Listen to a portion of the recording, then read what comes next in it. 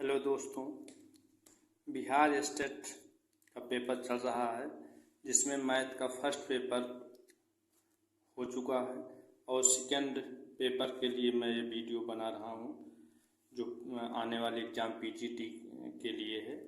तो इसमें अति संभावित प्रश्न या सूत्रों को, अब समय तो ज़्यादा बचा नहीं है, तो जो जितना भी समय बचा है, जैसे आज 7 तारीख है तो 8, 9, 10, 11 में जिसका भी पेपर है उनके लिए ज़्यादा उपयोगी है कि इसको देख के जाएं एक बार। इसमें हमने महत्वपूर्ण टॉपिक पे चर्चा की है और कुछ सूत्र बताए हैं जिनको अगर आप देख लेते हैं तो मैं 100% श्योरिटी के साथ कह सकता हूँ कि आपका पेपर सेकंड का एग्ज़ाम निकल जाएगा।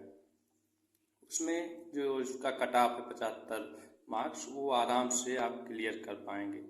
तो इसमें टॉपिक तो बहुत सारे हैं, लेकिन मैथ फर्स्ट के पेपर को देखते हुए हमने ये देखा है कि जो जहाँ जहाँ से प्रश्न उठाए गए हैं उन महत्वपूर्ण टॉपिकों की एक सूची बनाई है जिसमें फलन, सीमा सततता एवं अवकलनीयता, स्पर्श रेखा एवं अभिलंब, उच्चिष्ट निम्निष्ट, क्रमचय एवं संचय, द्विपद में श्रेणी में समांतर श्रेणी, गुणोत्तर श्रेणी, हरात्मक श्रेणी और निर्देशांक ज्यामिति से बहुत सारे प्रश्न पूछे गए थे मैथ पेपर फर्स्ट में। तो निर्देशांक ज्यामिति से प्रश्न आने की संभावना बहुत ज़्यादा है, जिसमें परवलय, दीर्घवृत्त, अतिपरवलय, सरल रेखा और वृत्त, ये 12 टॉपिक हमने आज लिए हैं। एक वीडियो मैं और बना दूंगा पार्ट सेकेंड इसका, जिसमें सारे टॉपिक कवर हो जाएंगे, लेकिन इसमें के कुछ महत्वपूर्ण सूत्र हैं जिनको केवल अगर हम एक बार देख के जाएं तो हमारा एग्ज़ाम 100% श्योरिटी के साथ निकल जाएगा और कुछ पढ़ने की आवश्यकता नहीं है। तो आइए देखते हैं वो महत्वपूर्ण सूत्र कौन कौन से हैं। पहले बात करते हैं फलन पे। फलन में ये हमारा नोट्स है, इसको मैंने बनाया। इसमें आपको सारे सूत्रों को नहीं देखना है, बस जिस पे हम आपको बता रहे हैं वही सूत्र आप चाहे लिख लें, चाहे याद कर लें और चाहे स्क्रीनशॉट ले लें। तो जैसे इसका है पहला सूत्र कि यदि नंबर ऑफ ए बराबर यम, जैसे एक अलग पेपर पे मैं इसको समझाता भी चलूँगा कि ये क्या कह रहा है। जैसे कि नंबर ऑफ ए बराबर यम एंड नंबर ऑफ बी बराबर यन, तो समुच्चय ए से समुच्चय बी में कुल फलनों की संख्या बराबर यन पे घाते यम। जैसे कोई सेट ए है और कोई सेट बी है, इसमें नंबर ऑफ अवयव यम है और इसमें यन है, तो जो कुल फलनों की संख्या बनेगी, इसकी कुल फलनों की संख्या इस पे से ऐसे ये हो जाएगी यन पे घाते यम। आप ये सूत्र, इस पे प्रश्न आने की संभावना अधिक है। और जैसे एकैकी आच्छादक प्रश्न पूछता है, एकैकी आच्छादक फलन तभी होता ही है जब यम और यन की संख्या बराबर होती है। तो ए से ए में एकैकी आच्छादक फलनों की संख्या बराबर यन फैक्टोरियल होती है। और नेक्स्ट आप देखें, अब इसके अलावा जो है, अब सूत्र तो बहुत है लेकिन सभी को ना तो अभी याद किया जा सकता है, समय बहुत कम है और ना ही इम्पॉर्टेंट है। जो आने की संभावना सर्वाधिक है उसको मैं आपसे चर्चा कर ले रहा हूँ। जैसे सिग्मा यन अपान यन स्क्वायर बराबर 1/2, ये रेडीमेड फॉर्म का सूत्र है। आप इसको ऐसे याद कर लें कि अगर इस तरह का रहेगा तो 1/2 आएगा। इसका जैसे डेरिवेशन है तो डेरिवेशन लंबा हो जाएगा, अभी वीडियो इतना लंबा अभी नहीं बनाना है। और n square, sigma n square upon n cube limit n to infinite equal to 1/3। और जैसे limit x tends to 0 sine x upon x equal to limit x tends to 0 tan x upon x और limit x tends to 0 cos x और limit x tends to infinite sine 1/x upon 1/x, इन सभी का मान 1 होता है, इसको आप ध्यान रखेंगे।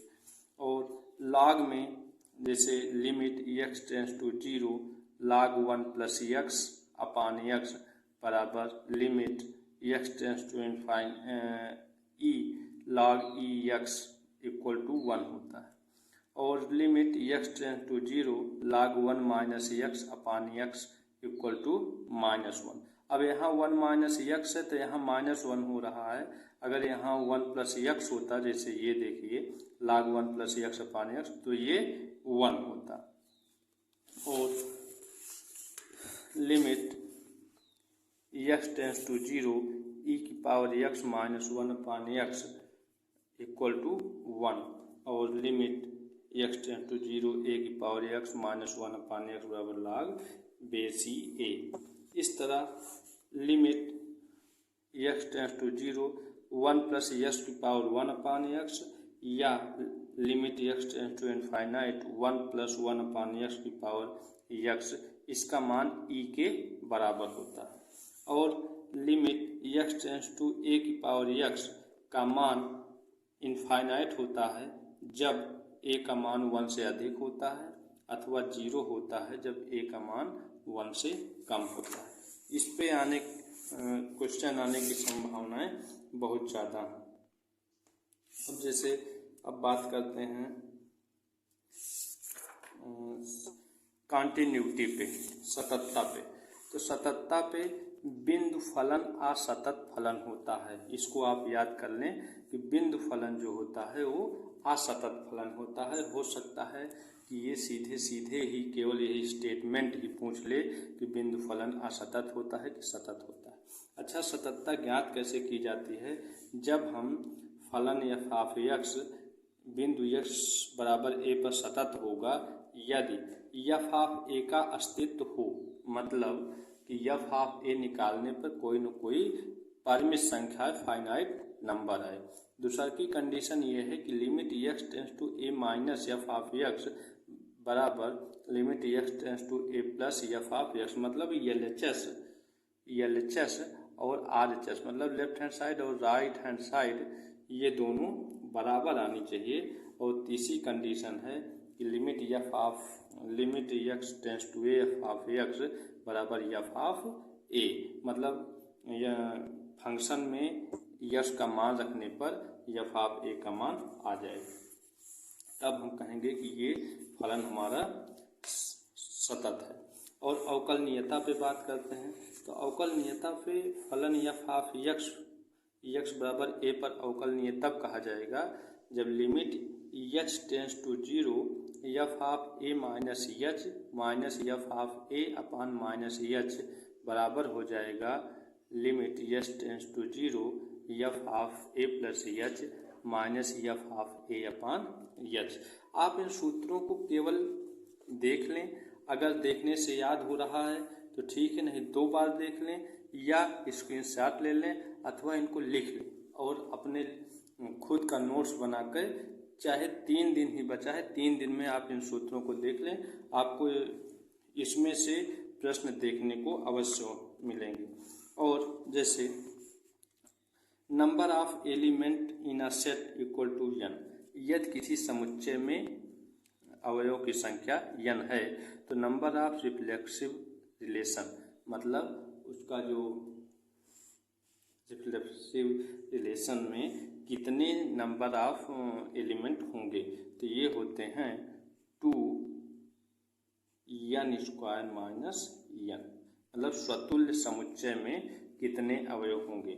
नंबर ऑफ सिमेट्रिक रिलेशन, सममित फलन में सममित संबंध में कितने अवयव होंगे, तो ये हो जाएगा इस सममित अवयवों की संबंधों की संख्या कितनी होगी, तो ये हो जाएगी 2n प्लस 1 अपान 2। या number of binary composition relations, इसका संख्या कितनी होगी, n की पावर n स्क्वायर। यहीं से प्रश्न पूछे जाएंगे, आप इनको एक बार जरूर देख लें और याद कर लें। अब जैसे हमारा नेक्स्ट है स्पर्श रेखा एवं अभिलंब, टेंजेंट एवं नॉर्मल। यदि स्पर्श रेखा x अक्ष के समांतर है तो dy बाई डी एक्स का मान हो जाएगा 0 के बराबर, और यदि y अक्ष के समांतर है तो dy बाई डी एक्स का मान हो जाएगा इनफाइनाइट। dy बाई dx को हम कहते हैं स्पर्श रेखा की प्रवणता। और इसी तरह से यदि अभिलंब x अक्ष के समांतर है तो dy बाई dx इनफाइनाइट के बराबर होगा। dy बाई dx इनफाइनाइट के बराबर होगा, अथवा dx इसी को उल्टा कर दें, dx अपॉन dy 0 के बराबर होगा। और यदि अभिलंब y अक्ष के समांतर है तो dy बाई dx 0 के बराबर होगा। एक और इसका इम्पॉर्टेंट है कि यदि वक्र के किसी बिंदु पर स्पर्श रेखा अक्षों के साथ समान कोण बनाती है। अक्षों के साथ समान कोण बनाने का मतलब कि वो x अक्ष के साथ भी वही कोण बनाती है और y अक्ष के साथ भी वही कोण बनाती है। तो जो हमारा स्पर्श रेखा की प्रवणता है या tan थीटा का मान है वो या तो +1 होगा या तो -1 होगा। और ये दो वक्र दिए हों और ये पूछा जाए कि इनके बीच का कोण क्या है, तो इनके बीच का कोण उसी की स्पर्श रेखा की प्रवणता के बीच बना कोण होगा। तो tan फाई इक्वल टू हो जाता है m1 माइनस m2 पान 1 प्लस m1 इंटू m2, जहाँ m1 और m2 जो हैं वो स्पर्श रेखाएं की प्रवणता। और फिर नेक्स्ट पे चलते हैं। हम आपको मोस्ट इम्पॉर्टेंट प्रश्न या सूत्र बता रहे हैं जिसमें से आने की संभावना सर्वाधिक है। अब मैक्सिमा एवं मिनिमा, उच्चिष्ट एवं निम्न, इसमें से क्वेश्चन जरूर पूछा जाएगा और सीधे सीधे थ्योरी बेस्ड क्वेश्चन होगा। ऐसे हो सकता है कि सीधे स्टेटमेंट ही आ जाए कि किसी आयत का क्षेत्रफल अधिकतम होगा यदि वह वर्ग हो। मतलब कोई अगर आयत है उसका क्षेत्रफल अधिकतम तब होगा जब वह वर्ग होगा, मतलब उसकी लंबाई चौड़ाई बराबर होगी। और किसी आयत का परिमाप न्यूनतम तब होगा जब वह वर्ग होगा। और वृत्त के अंतर्गत अधिकतम क्षेत्रफल वाला आयत एक वर्ग होगा। वृत्त के अंतर्गत अधिकतम क्षेत्रफल वाला त्रिभुज एक समबाहु त्रिभुज होगा। अगर वृत्त के अंतर्गत पूछा जाए कि सबसे अधिक त्रिभुज कौन सा बनेगा तो समबाहु त्रिभुज बनेगा। और दी गई तिर्यक ऊंचाई और अधिकतम आयतन वाले शंकु का अर्ध शीर्ष कोण tan इनवर्स √2 होगा। और ए त्रिज्या के गोले के अंतर्गत अधिकतम आयतन वाले बेलन की ऊंचाई, जैसे ए त्रिज्या का गोला है, इसके अंतर्गत हमको बेलन बनाना है तो इसकी जो ऊंचाई होगी ये हो जाएगी 2a/√3। इसमें से क्वेश्चन पूछे जाने की संभावना है। और अब अगर हमको उच्चिष्ट और निम्निष्ट ज्ञात करना है तो कैसे ज्ञात करेंगे कि कोई फंक्शन दिया है तो हम उसको f ऑफ a ज्ञात करें, मतलब उसका एक बार अवकलन करेंगे और उसको 0 के बराबर रखेंगे। अब 0 के बराबर रखने से एक यक्ष का कुछ ना कुछ मान आएगा और उसको 2 बार अवकलन करने पर जब a का मान रखेंगे और वो 0 से छोटा हो जाता है तो फिर a पर उच्चिष्ट मान देगा। और यदि f डैश a बराबर 0 है, जैसे कोई फलन दिया है तो सबसे पहले हम एक बार अवकलन उसका करते हैं, उसको 0 के बराबर रखते हैं। 0 के बराबर रखने से यह उसका कुछ ना कुछ मान आएगा। उसको रखने पर अगर फिर से दोबारा अवकलन करते हैं, इसका 2 बार अवकलन करते हैं और तब a का मान रखते हैं। अगर उसका मान 0 से अधिक आ रहा है तो फिर a पर निम्निष्ट मान देगा। और फिर इंक्रीजिंग एवं डिक्रीजिंग फंक्शन से क्वेश्चन पूछे जा सकते हैं।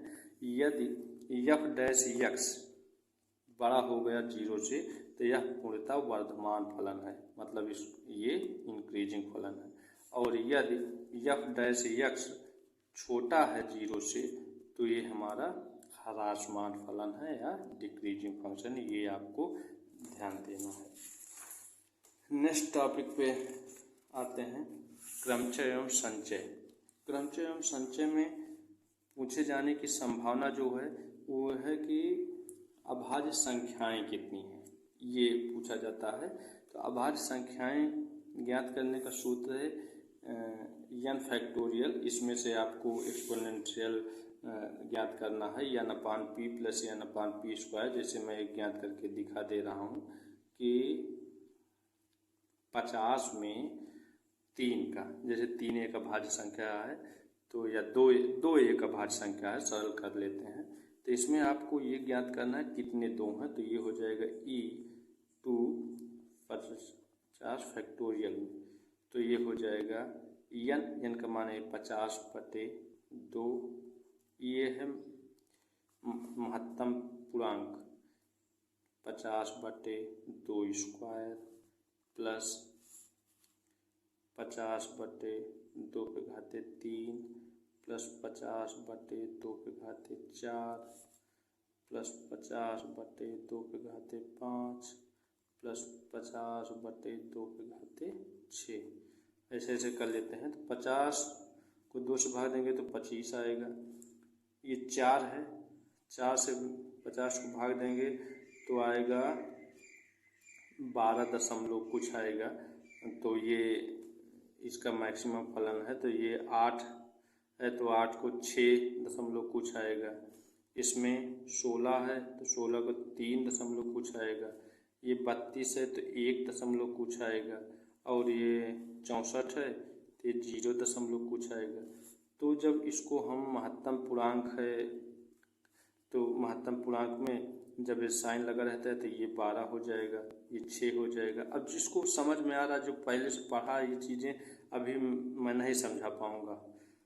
3 ये 1 हो जाएगा और 0 है तब 0 हो जाएगा, इसके बाद फिर पूरा 0 होता चला जाएगा। तो इसको इसी को जोड़ लेते हैं, जो आपका आएगा वही हमारा आंसर हो जाएगा।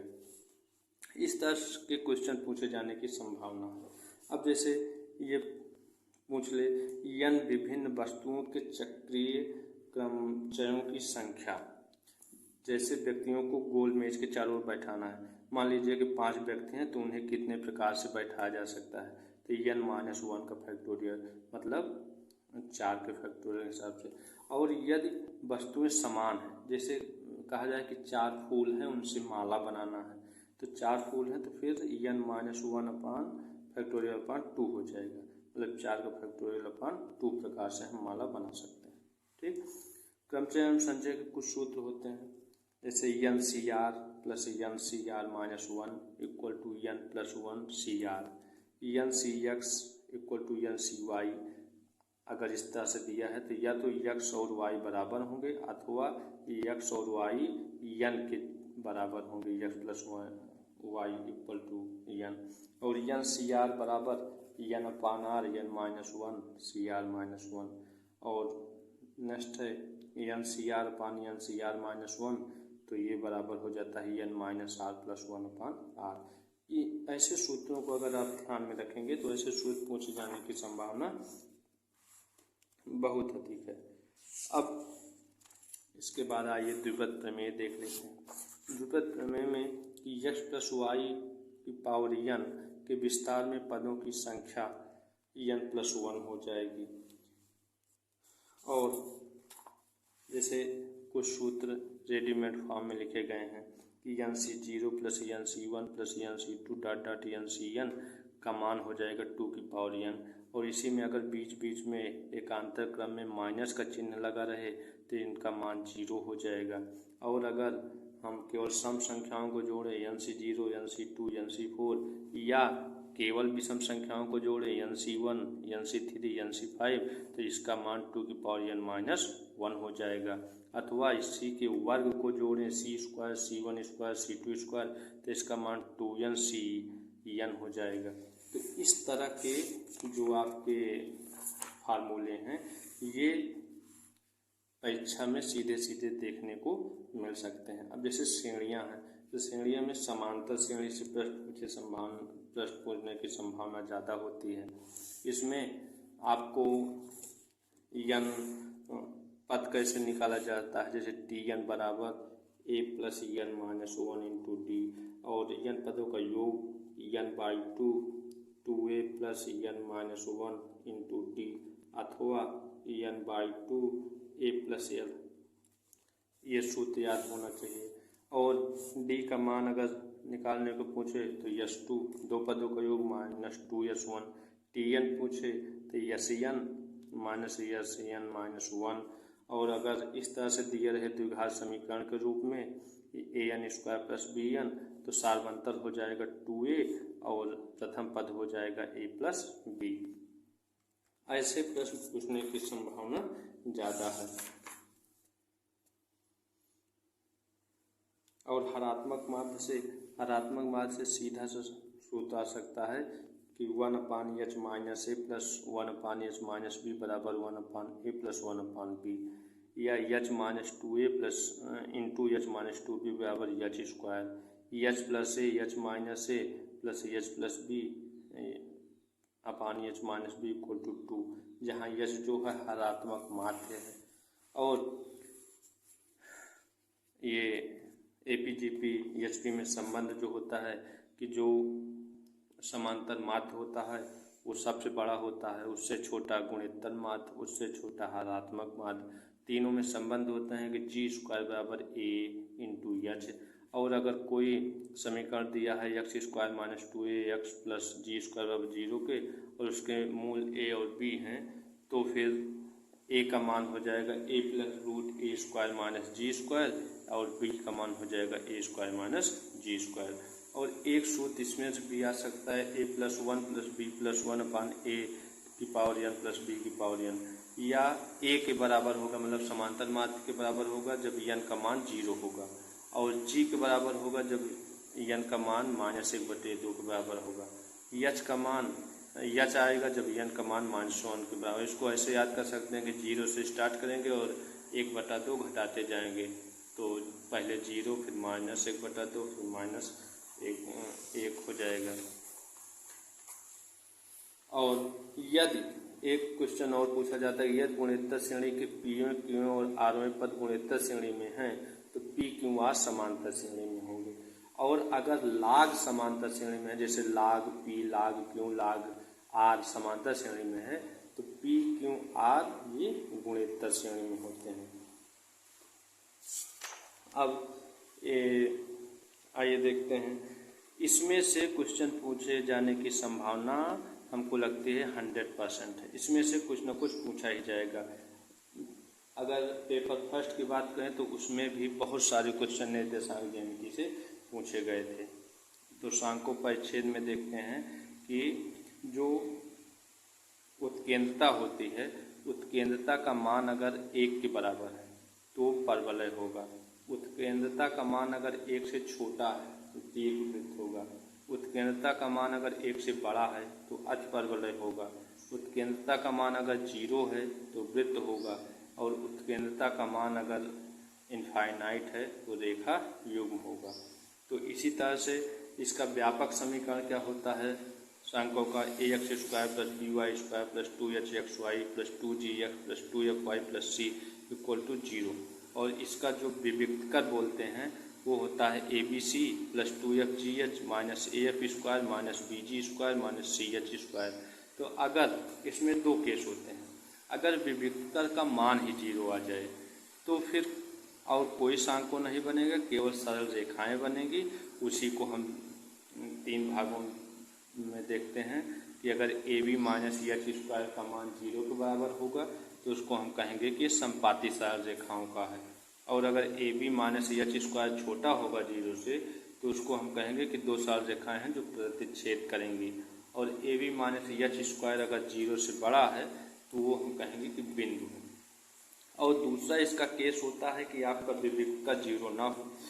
तो विविक्तकर 0 ना हो तब बहुत सारी संभावनाएं बन सकती हैं, जैसे a और b बराबर हो जाए और h का टर्म गायब हो जाए, तब हमारा वृत्त रहेगा। और अगर ab माइनस h² 0 के बराबर हो जाए तो परवलय बनेगा, और ab माइनस h² बड़ा रहे 0 से तो हमारा दीर्घवृत्त बनेगा, और ab माइनस h² छोटा रहे 0 से तो हमारा अतिपरवलय बनेगा। और इसी अतिपरवलय में अगर ab माइनस h² छोटा रहे 0 से तब तो अतिपरवलय बनेगा, और a प्लस b का मान अगर 0 के बराबर साथ साथ हो जाए तो उससे हम कहते हैं कि ये समकोणिक अतिपरवलय है। तो बस अब इसके बाद हमारा निर्देशांक ज्यामिति है, जिसमें वीडियो बड़ा लंबा हो रहा है इतना। तो अब जो महत्वपूर्ण टॉपिक बचे हैं, परवलय दीर्घवृत्त, अतिपरवलय सरल रेखा वृत्त, इसके लिए पार्ट 2 में आएंगे। तो अगर आपको पार्ट 2 चाहिए होगा तो कमेंट में बताइएगा, हम बना देंगे। और इतने प्रश्नों को आप देख के जाइएगा, हमारा 100% विश्वास है कि ये इतने प्रश्नों से ही हमारा ये स्टेट पेपर 2 क्लियर हो जाएगा, क्योंकि प्रश्न बहुत ही डीपली नहीं आ रहे हैं। मैथ फर्स्ट पेपर आप लोग देख चुके हैं। तो थैंक यू।